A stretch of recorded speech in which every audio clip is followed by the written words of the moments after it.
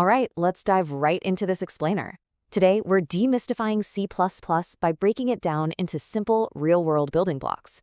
We'll explore how this language stores data, processes math, and makes logical decisions.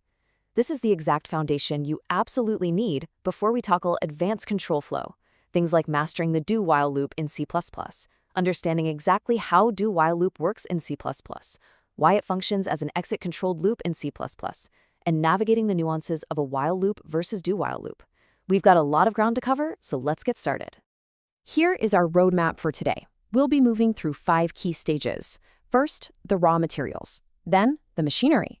Next, precedence and associativity, followed by making decisions in code, and finally, packaging it up. Let's kick things off with Section 1, the raw materials.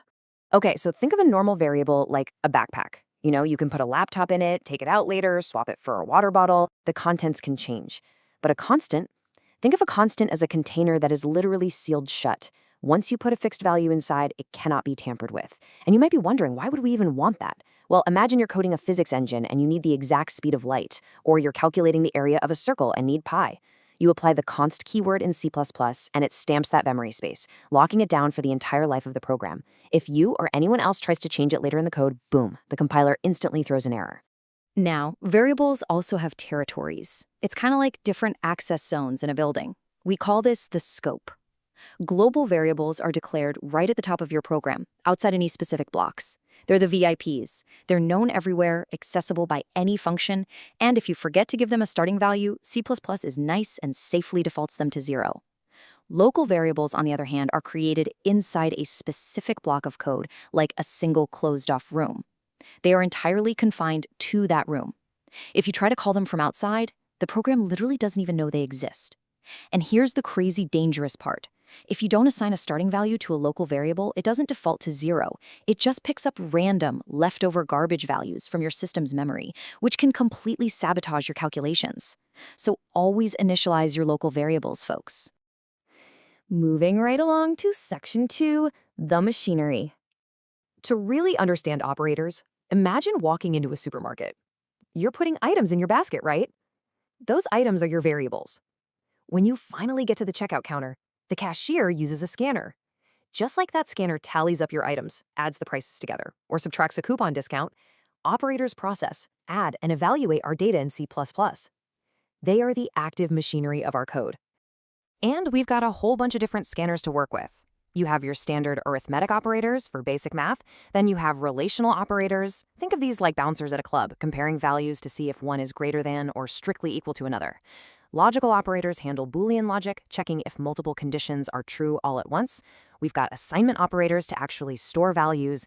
And finally, the highly powerful bitwise operators, which let you manipulate data at the deepest, most fundamental binary level. Actually, let's take a quick detour and look at how those bitwise shifts work under the hood, because it's fascinating. In C++, when you use the left shift operator on an integer, you are physically taking its binary ones and zeros and shoving them to the left, filling the empty space on the right with a 0. And mathematically, shifting that binary to the left by 1 position perfectly multiplies your number by 2. Doing a right shift does the exact opposite, cleanly dividing your integer by 2. It is an incredibly fast, hacky way for the computer to do math without actually spinning up the standard arithmetic multiplication tools. Let's jump into Section 3, precedence and associativity. So as you add more of these operators, your code can get complicated really fast. Just like the mathematical order of operations you learned in school like BODMAS or PEMDAS, C++ relies on a strict hierarchy. Precedence determines the absolute priority of who gets executed first. But what happens if you have 2 operators with the exact same priority level? That is where associativity steps in. It acts as the ultimate tiebreaker, telling the compiler exactly which direction to read the code so there is absolutely 0 ambiguity.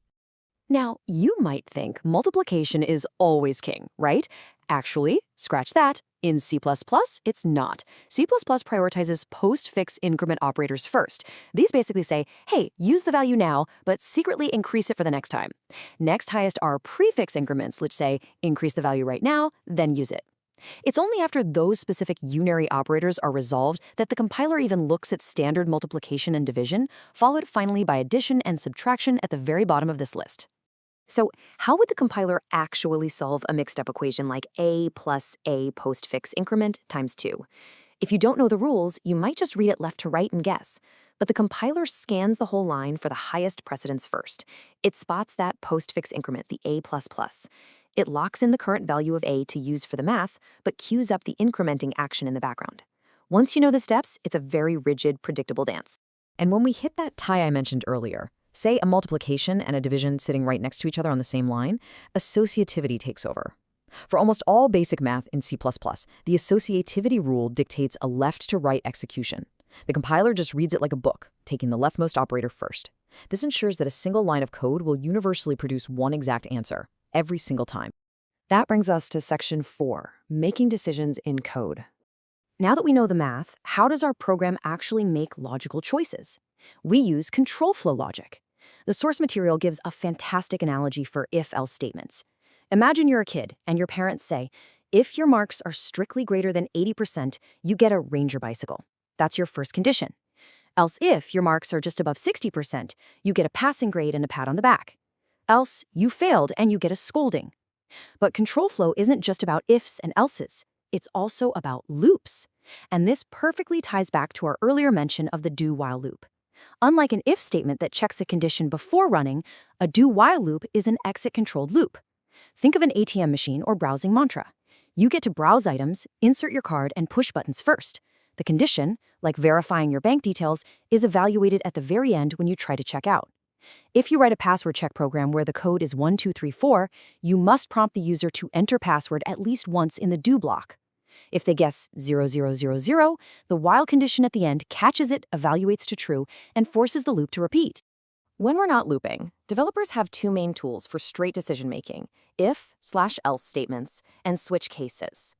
While if-else logic is perfect for evaluating wide ranges, like checking if that exam score is anywhere between 80 and 100, switch cases are highly specialized. They are designed to neatly match a single variable against fixed exact constants. So if you prompt a user to enter a number from 1 to 7 to find out the day of the week, a switch case directly jumps to the matching day. It completely bypasses the need to evaluate a long, messy chain of greater than or less than logic. It is just super clean, efficient routing. Finally, section 5, packaging it up. Once we've written all this incredible math and logic, we wrap everything into functions. Functions act as reusable templates. Instead of writing the code to calculate a shopping cart discount 10 different times across your app, you write it once inside a function. Whenever you need it, you just call the function's name. Behind the scenes, C++ manages these calls in memory using an elegant structure called the call stack, which stacks these tasks up and executes them in perfect order, keeping your code organized and exceptionally fast. To wrap up this explainer, I want to leave you with a final provocative puzzle derived directly from our C++ operator rules. Look at this chain of assignments. A equals B equals C equals 10. We know that, unlike basic math, assignment operators have right-to-left association. So, in what exact order does the computer actually move the number 10 into these memory boxes? And why does understanding this tiny detail separate the novices from the master programmers? Think about how that data flows backwards through the chain. Thank you so much for joining me on this explainer, and keep coding.